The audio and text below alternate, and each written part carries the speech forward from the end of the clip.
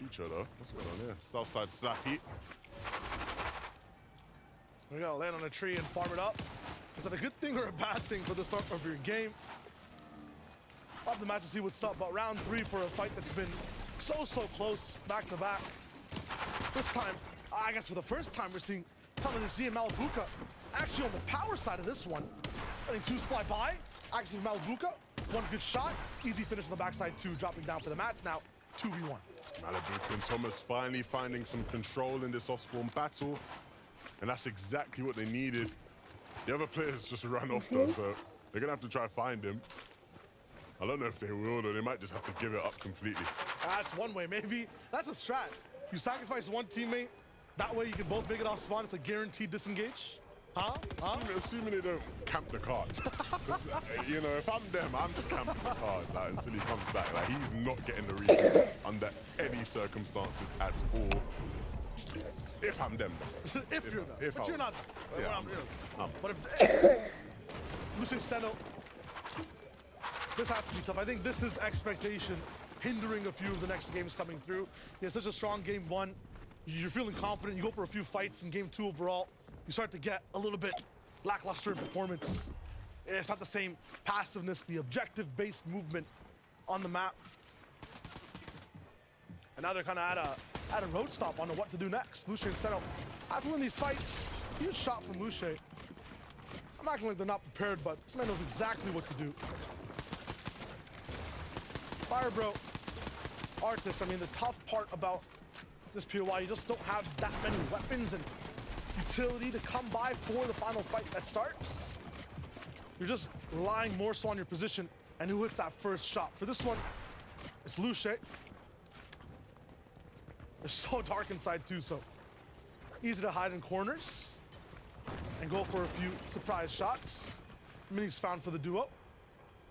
They'll keep fighting as there's poor Futrick just running away.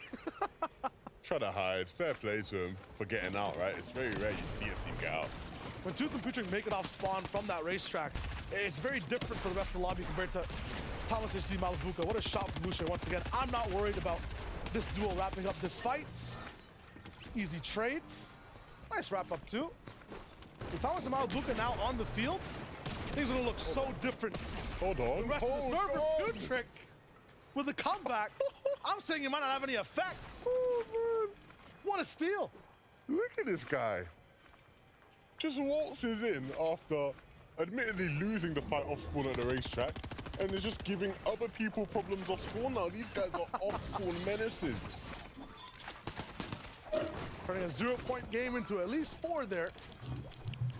Gonna be huge, and he might be able to even get 2 back. Who knows? Snazy Podicide. Trouble in Paradise this time. It's not gonna be an easy claim to the Citadel. And that stat at the top just speaks to the dominance of Suzy and Shimoki, right? No team was able to pick up their limbs on them and fight them like that before 7th zone this season until Snazy and Podicide showed up. Watch is moving fast too. Gentlemen at an all-time high. I mean, they're seeing end games. They're doing really well off spawn. They're on the same page when it comes to a lot of these fights.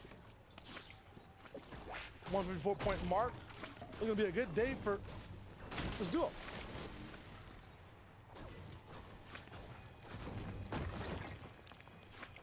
Mixon's to thank for that. A lot to play as in that last game, or a lot to thank for in that last game as a solo. Did really well, but Deal's the one who picks up Futrick at the end of the day. So that solo run ends. And that's nice for Savage and Vidal. Some free search, right? Not too shabby. A couple extra points for the boys. Swizzy, Shimoki, look, here at Citadel. Finally, we may get a chance to actually watch these guys play out again. I feel like splitting Citadel is worse than going down off spawn. You know what? Heinous take. I'm not even mad at it, bro. I'm not even mad. Because this game is not going to be the kind of game we've seen them have this season, right? Part of their dominance has been they've had that whole area. They have full control over that side of the map when they land it, though. They're not going to be able to have that kind of control here in this game. Altensi and Howley are familiar with that term, lack of control. being hunted down over and over again. They don't get to move how they want to, go where they want to. I think they'll take that over, you know, being taken don by Gabix and Shmeki, right? It's again another instance where, like, would you rather just lose your fight off spawn or at least play out the game in some sort of, you know, shambles, loot run path type of game? In most cases where there's so much on the line, I think most players would just play a scuffed game than no game at all. Absolutely. And if that stops working, then maybe it's just time to contest Kenjutsu, you know? Go for it. Go for the big one. Let's not give anyone any ideas now. If they want a 50-50 me, I mean, why 50-50 Citadel if you want to? Well, it's interesting, right? Because there are some teams on the map that I think, you know, are definitely at risk of being contested. Yeah. Definitely some teams in that category. I don't think Pixie and Della are one of those teams, for what it's worth, right? We obviously saw what they did last season at Breakwater Bay against Axos and Vortexes. But there are some teams. I'm not going to say who. I don't want to upset anybody. I don't want to upset anybody. I don't want to make any enemies. You know, I like to be friends with everybody. But definitely some teams who come tomorrow, they need to watch over their shoulders when they're gliding in. If you speak, you're in trouble. If I speak, I'm in big, big trouble. I don't want to be in trouble. Outside Slove, I'll say officially round 2 for them, even though it's game 3 and fighting side by side against another duo. Cammy Steady, Mini saying that he wants to see these guys win a game. I mean, although their prowess is high, and we were also kind of dispelling a lot of the notions that this might be a tough FNCS for them. The way they're playing, the kind of, you know, ebb and flow of staying low a little bit and having that as your home ground in some of these end games, it seems tough, man. There's so much chaos that happens in the 8th, 9th, 10th zone. You might not have as much control as you did in previous FNCS seasons. Setting might have to have like a different game plan come end game at least to translate some of these games into points. Yeah, I think the big thing for them, right, that we've seen in these past couple games is that they are getting to the point where they have to drop down low, like, too soon. Yeah. Right? You only really want to be dropping to play low ground when you're starting to run out of mats and you can't tarp out mid-ground layers anymore. These guys are getting to tarp out mid-ground layers anymore. These guys are getting to that point a bit too soon, right? They need to sort of, you know, try and be a bit more efficient in the way, and if not being more efficient, find more refreshes, right? We saw last game they were down on search. This isn't what we want to see from those guys. So they definitely have to make a couple adjustments as these games move on. See exactly what adjustments look like for the rest of the map. Taco, what's going on in the FNCS? Difficult parts about a grand finals lobby is that the caliber of player is that much higher in terms of the standards being set for Storm Surge damage thresholds. We've seen so many duos today already kind of struggling with making sure that they stay on top of it. But for Ski and Vacant Season, they're making sure that they're looking plenty healthy north of Brutal Bastion, making sure to just secure all of those Storm Surge tags early on with this natural height position and plenty of heals for tagging it up. And there's something to bang on about, right? These players will prepare their strategies, make plans, but ultimately you don't even know if it works until you get into the lobby, right? Because you can't practice for this lobby in terms of Storm Surge. Like, you cannot practice for it. There's no lobby that will be like this that you play throughout the season. With the stakes being so high and just, you know, how the action grand finals affects mentality of players. So, yeah, it's why the first day is so important. You have to learn from it and come through tomorrow, you know, with big adjustments being made. Yeah. Even these 6 games of practice do not prepare you for tomorrow. It's almost a completely different lobby, right? It's so tough. I feel bad too for all the Ski's opponents on the north side. A lot of the times I feel like people choose the Glaciers in the north because you have a little bit of your own space. You know there's a fight Lonely Labs. Suddenly there's a team towering at Bastion, shooting at everyone. That wasn't part of the plan. Yeah, and that area of the map is so flat and open, right? That, like, it's, you know, you can't really sort of like get out of harm's way. A lot of the time you're gonna just have to commit materials to protect yourself. Assassin Taste would also dip into that land sometimes to see what they can find. Once again, a lot of people are just used to being by themselves, by their lonesome. A lot of the newer FNCS challengers players looking to be champions start there and then fall under the pressure. For Doxy, Juriki, we're talking about control at the first start of this game. And what that looks like, that means actually starting the fight, putting the pressure down first yourself. And last time we saw these guys had been chased. This time it's them bringing the power to Queasy and Vino, who don't let them get away for free. Yeah, what a surprise. Vino and Queasy here on dead side of zone. I mean, I've never seen something like this before, have I? No, we see this every single match, Surely every not. single game. This is the kind of spot they want to be in, and of course, yeah, Joki giving them some problems for a bit, but then eventually being pushed off there. Thomas and Malabuka, now that they're playing in the game, will get the chance to base up and look for surge here like we see all of these racetrack teams do. But now as the zone starts to pull north, they will start to move north themselves. And I'm very intrigued, right? Obviously, we don't know right now, but I'm very intrigued as to how much damage they've dealt, whether or not they will be behind on surge. I think sort of playing for surge bases in this kind of lobby in grand finals, it's a very basic strategy. And if you hit the shots, fine, it will work. If not, you know, all of a sudden, you know, the game's flipped on its head and you're desperately trying to find Storm Surge. Well, some of the things we've seen so far, Picture Contusive tried it, and when we tuned into them late game, they're having surge issues. Game 1, we saw Steady and Cammy try it. When we tuned in with them, they were 150 below in the 9th circle. So it looks like right now, you're definitely onto something. These bases not really finding too much. I mean, we saw Ski actually having some success. How much damage, though? That is the question. Boaz and Jerdy on game 2, same thing. High tower. Game 3, decided to do something else. Maybe it didn't work out for them too well. And look what we have here. Squeezy and Vino tried to move closer and closer into Slappy. Maybe they were looking for a refarm opportunity. They found themselves in a world of trouble. Vino's been taken down. It's Hydro who was able to pick him up. And Hydro and Fashoki now are really just going to cause issues for Queasy. Already derailing their game potentially with one of them being taken out, and now forcing them back out of the zone, back over towards this old loot here at this cache. He's wishing that Cash could spawn a reboot van or something. Gonna be tough for him overall. Thomas and Malabuka claiming the floating island. This is gonna be huge. Talk about making the most of the game you're allowed to play. But this is what they've been doing, right? All season long. They've been trying to condition everybody in the lobby to know, look, don't come up to the Rift Island and we're alive, because we will be there. And this time around, they get the pulse rifles for free. We know they can cause havoc with it. We know that they can be absolutely manic in end games and just taking out players. We've seen other teams do it, and these are two of the best teams in the lobby. And so definitely potential for them to have a massive game here. We can't get too ahead of ourselves. Oh, this is something. Hydro and Fastroki really causing issues over at Southside Slappy. What do you even do against that? Hydro's surfing on Fastroki's head, dropping into the box. You have like, you know, when you're trying to sneak into the movie theater in the old movies, you have someone in a trench coat, one on top of each other. That's coming into your box, bro. No chance. Yeah, Credoxy had no answer.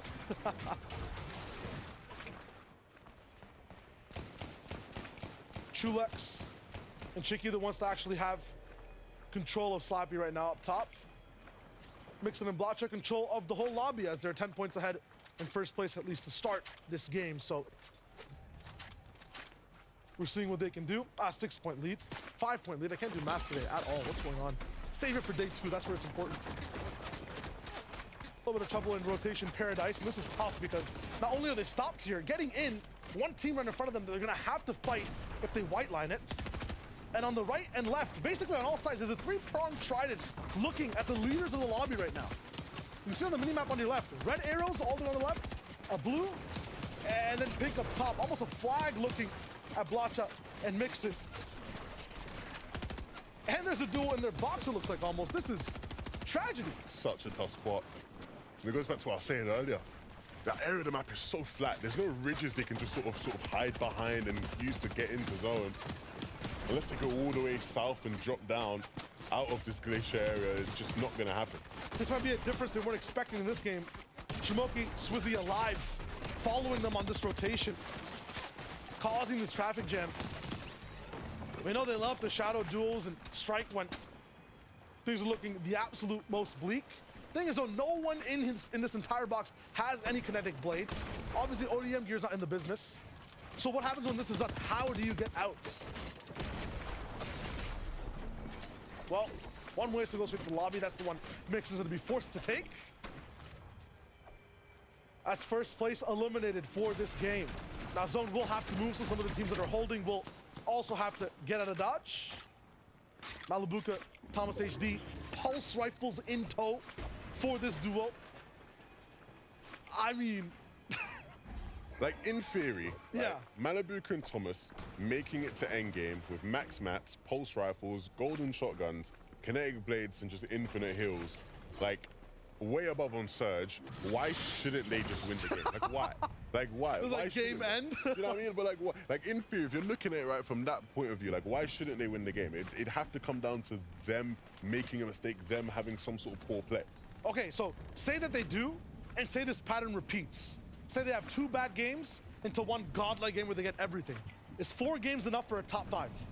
Yes. Over 2 days. 4 good Thomas HD Malibu games.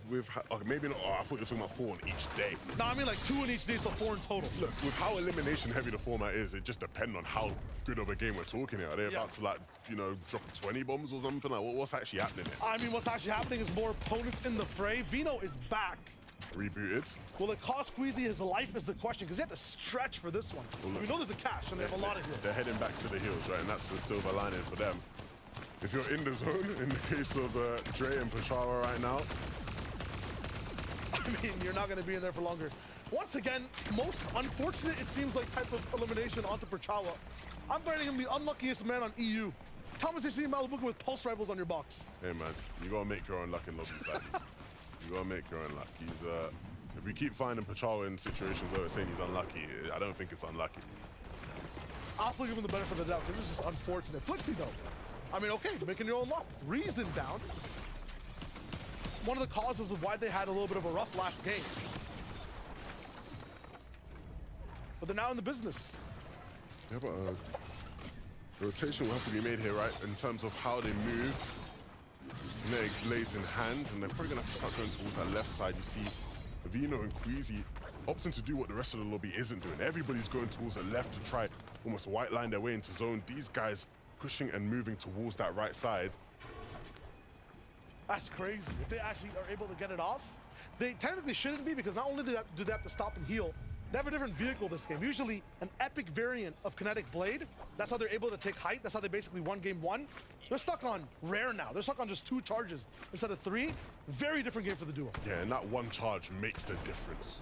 Completely makes the difference. It's such a massive factor. Wow! Big refresh onto Juriki, a player they were fighting early in the game. They'll get his mythic shotgun as well. In the hands of Vino, anything is possible with that.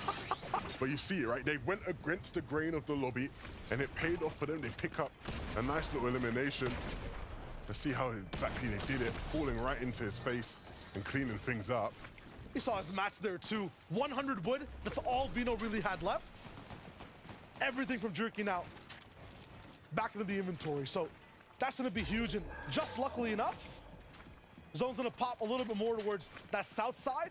Queasy and Vino at least given room to breathe. Trulix and Cheeky, we can see exactly what the benefit of being up top on Slappy looks like, how much damage you can put down, about 300 above the threshold. Everyone from the left side of the map not going to be able to have such a good game. Flodax going down, Floki not being able to just hang around. And this entire build shot before Resguard even gets to think he's taken out by multiple beams from so many boxes. Yeah, and you're seeing now as well, team still fighting. Last game we had moving zone surge.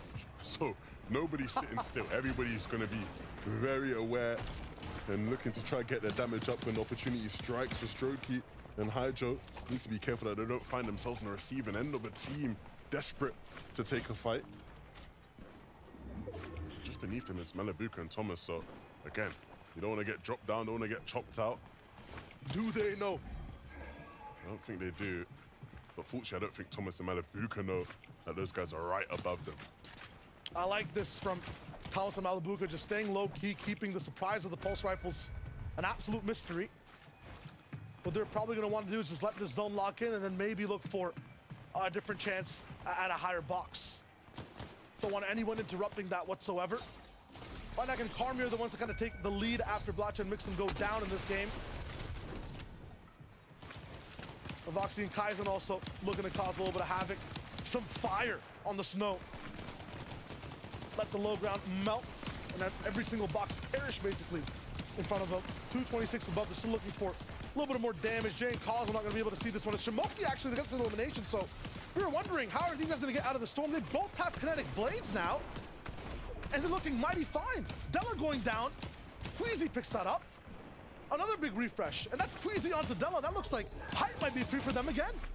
We'll see if they have what they need to be able to play for it, though. Even if they don't, We know how strong they are, especially this season, making improvements to their mid and low ground game. They're comfortable playing on all layers now. We're dealing with Mr. Savage though. A game where we finally get to see them in the end game. Unfortunately, not a game where it seems like they'll be able to do much. They're down on Surge. And I don't want to keep banging on about it, but this is what I was worried about. Will they have Surge figured out in the grand finals? And so far, it doesn't seem like it. That just must be so sad. I mean, the best part about this is that maybe Vidil gets to play with both inventories at least. No! The blunder from Vidil. We'll tune in still. Boaz Dirty, same situation. A lot of the boxes that were around Thomas HD, Malabuka, are suffering in terms of Surge. It was so quiet on that side. And they have to both move. And this is, once again, it just looks like such a good spot to be in, but they can't really reap the benefits of this type of rotation. They need to find a fight. You'd have to find one in quickly, right? We know just how restrictive it can be to your play. That one splash is nice, but it doesn't move the needle. Where are they gonna land? Down below, he tries to group up with his teammate, and they have to start getting creative. They know a team's right beneath them there, and yeah, they'll look for it. Creative player's gonna come out. They take the wall, but aren't able to get anything more out of it. This is just stress for the whole lobby over and over again. They're just getting pulled up into higher elevated ground. There are no bounce backs. Everyone's mats being tested. Boaz and Dirty do have a lot, and there is a team that can guaranteed fight, but they're looking to just skip it over entirely. Elect for the beam instead. And nope, being that exposed for Boaz, I mean, so many mats to use. He's gonna go down, and that's huge for Trulex. Pixie also left alone as Della went down moments before. It's Vacant and Ski, who we saw beforehand. Taco was giving us a breakdown. Started up towards the ice, started on the Bastion, had control, had a huge base, and that base extends like a virus in the sky. It has claim on everything. And it's another game where we're seeing a team with a home zone doing incredibly well. They had the plan, the setup was there, and now they're trying to capitalize on it. Didn't drink them more than what can fill in their cup, though. I mean, they've had a very good game so far. A few more teams go down. Now they look good on Surge. They were looking bad moments before. This is an insane comeback story, though, in terms of just this game. Queasy, Vino, back in action. Matt's looking good. Cammy, Seti, in terms of Brutal Bastion, know exactly how to navigate as well. Especially if zones keep pulling you in. Traffic jam. Shrimp played up, but Seti doesn't even get scathed at all. That could have went really badly with that player hiding in the corner. They didn't realize, but it doesn't punish them. They can keep moving. Looking more dangerous now because they're not electing to go to low ground immediately. They're just waiting to pull that trigger a little bit later. That's exactly the adjustment they needed to make. Karmi Vanyak, though, might be the leaders of the lobby, but they're in trouble. Yeah, down on Surge, but what position to be in where you're down on Surge, you can pop some spare slurps and start to make your move. That gives them the freedom to keep making their rotation in. I love this blade style all the way under height, so you're not really focused. Get second height for free indeed. Thomas HD with a pulse rifle. Oh, man. If you're here for classic EU-type plays, get your seatbelt strapped in, because now he has high ground too. And this is why we said the pulse rifles in their hands are so powerful. They will just melt high ground and take it for themselves. Queasy and Vino still alive in this one, all the way down below though. Box to box, in each other's faces and picking up limbs along the way. They're gonna keep moving though. Kinetic Blade now towards the front of the zone, but taken out. And Vino falls as well. Both of them going down in a flash. Made Mess look organized, but just did not have enough time to keep seeing out the rest of the game. Chicky and Trulex with a shot on the Vanyak, that's the lobby leader. And they'll be able to keep moving on this high ground layer. It's been so tough to maintain, but this duo somehow has stayed side by side. See, oh my goodness, Thomas Malabuka melting everybody from above. If you go up, you will fall down, and not by your own mercy, not by your own might. They will be the ones to chop you out. These guys are on a tear right now, and everybody in the lobby is feeling it. 500 damage in 2 seconds. Left click's not stopping. Trigger's not being held back. We're stashed now, left alone after one big jump. Not much else to say or do. No one can really fly sky high. And I know this guy is capable of solo clutches, but this one's going to be difficult. The chunk splashes will give him a bit more time in zone, but the builds aren't there. He needs to start thinking about using that shotgun and putting it to good use. He has to get up over this glacier though, has the kinetic blade to do so, but once he does get into zone, you've got to start worrying about all these different players around you. Finds a clear layer for a second, but there is a player down beneath, and he misses that shot. Can't afford to miss many more. Ooh, it's a whole duo. It's gonna be Link going down. PKR left behind. Mustache gets exactly what he needs to keep playing the game, but once again, he tried to go to the sky. It's owned by Thomas HD. Malibuka beside him. Those pulse rifles just pack such a punch, and no one can really have any type of breath in the air. It's so easy for them, right? They see those players blading in a straight line, and they just have to practice, and we know their aim's on point. Shakos and Skydune down below, gonna try to do something, but we see the story, the script's been there. Thomas and Malibuka on an absolute tear. The anti-air turret now has to go for a fight on the ground, but give Thomas a pixel, he'll give you 132 damage. And then another pre-fire. 1v2 doesn't need teammates. Thomas HD ends the game. Ted, we said, you give these guys a chance to play a game, you give them pulse rifles, they're gonna have a big one. It doesn't get bigger than that. Double-digit elimination game here in Game 3. Called by Zone 6 basically for this team, and they make it work. That's them just being allowed to play one game. That's them with the weights off their feet, moving at maximum speed. We haven't seen anything that efficient in EU. Even if you try to go for that surprise jump at perfect height, the shotgun switch is there, and Thomas is like, yeah, we can go for a few highlight reels, double drop downs, but what if I just do it myself and end the game? Every single player in this lobby is going to be on their knees begging Tusem Putrick to win off spawn because they cannot allow these guys to keep having games like that. If they keep getting the Rift Island for free, it's going to be absolute chaos for everybody in the lobby. There's just one weakness, and that's kind of off spawn. It's not even a weakness even. It's just unpredictability. And if that's the case, this is one of the strongest duos on the scene. I'm very, very excited to see the shakeups in the standings. How far have they risen now after having such a top game after 2 bad ones to start the day? Let's send it to the analyst to break it down. Woo, so much to talk about. I mean, packing a punch with the pulse rifle, that's exactly what happened. Breaking the elimination record this season as well.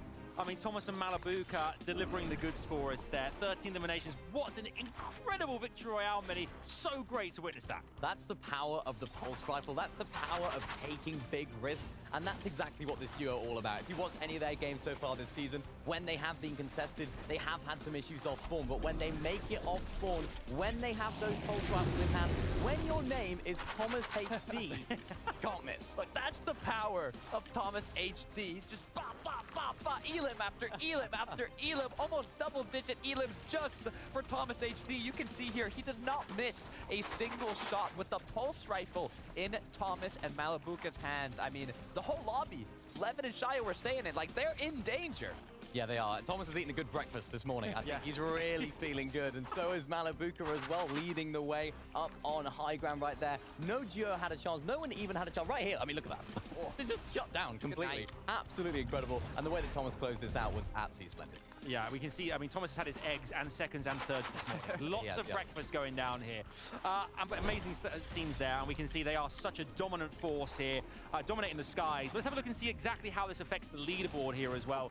We can see here Vanyek and Kami, 202 points here, but in second place, Queasy and Vino consistently managing to get points on the board. Again, Takata, I mean, we've talked about them so much, we've talked them up, but there's every reason to because they are just that good. Look, they're doing what you need to do to take home an FNCS Grand Finals. We said it before, if I had to bank on a duo taking it home, it's going to be Queasy and Vino in the second place spot with 187 points. They are en route to doing exactly that. But that was a bad game for them. That just shows how good they've been in the first 2 games because they're still on the top. That was a really poor game from them, particularly when it got to that end game. They actually run out of materials. They actually run out of steam. We saw, of course, Veno taking out Juroki early on in this game. They actually had a really nice, favorable 7th zone to actually pull towards them. But that 8th zone was really where it got a little bit difficult. They had to expend a lot of materials going into this end game. And we saw them fragging out on low ground, trying to make something happen. And ultimately, it was the Storm that took them both out. It's a really difficult situation for them. Yeah, I mean, it almost looked like Queasy. You can see there, he kind of got blocked by Vino when he used his kinetic blade, and got eliminated by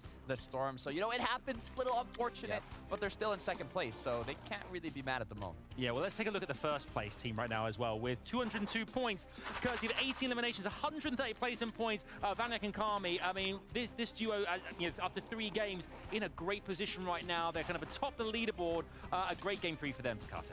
Yeah, I mean, they did exactly what they had to. You can see them getting tags when they need to, being positioned in the zone quicker than their opponent so they can look back, get that damage, get that Storm Surge, and not have to worry about it later on. Yeah, because of course we saw Blatcher and Mixon going down earlier, our previous first place team. This has opened the floodgates wide open for Kami and Banyak, and it's if you can take advantage of those situations is really what separates our top teams from maybe our middle ground teams, because they did it, and they did it with aplomb. Yeah, they certainly did. You can even see here, I mean, Malabuka and Thomas HD, they're currently in 10th position, up 40 places. 40 places in one game. That is how things change here in Grand Finals. It can happen in a heartbeat here. One of the great things, of course, about a Grand Final is we get a chance to chat to some brilliant people in the community as well, and someone who is a familiar face to FNCS right now. We're joined by the almighty Reddish right now. It is so good to see you, Reddish. How are you? You're watching Grand Finals. What's the experience been like for you after the first 3 games? How are you enjoying it so far? I don't know if she can hear me right now, but hopefully any second now she can. I can Technical hear difficulties you. will come to Reddish in just a second's time. We'll do now. Oh, we are there. We are there. Okay, hey, Reddish. Hi. I'm there going, Reddish, amazing to see you. And I thought you were blanking me. I thought you were blanking me, and that was it. I was getting a bit worried there. But Reddish, it's good to see you. I can hear you. Great. What's up? Good. It's so good to see you. How's Grand Finals been for you so far? I mean, Malibuca just won, so I'm very happy. I love that. I'm so happy. Of course, you played with Malabuka a lot as well in some of the tournaments that you played in. What's that like? Give us a little insight. What's it like to play with a Tier 1 pro like Malabuka? It's great. I even hosted my own tournament and I made it co-ed so that I can play with a pro player and experience that again. I think it's amazing for us as creators to play with pro players because we have a lot to learn and we get to discover a different side of them, I would say, like their personality, and I don't know, it's amazing to feel like you can keep up with them too. You love those collaborations, and you said there's a lot you learned. So I actually want to know, what's something that maybe you've learned from Malabuka or generally just from watching FNCS?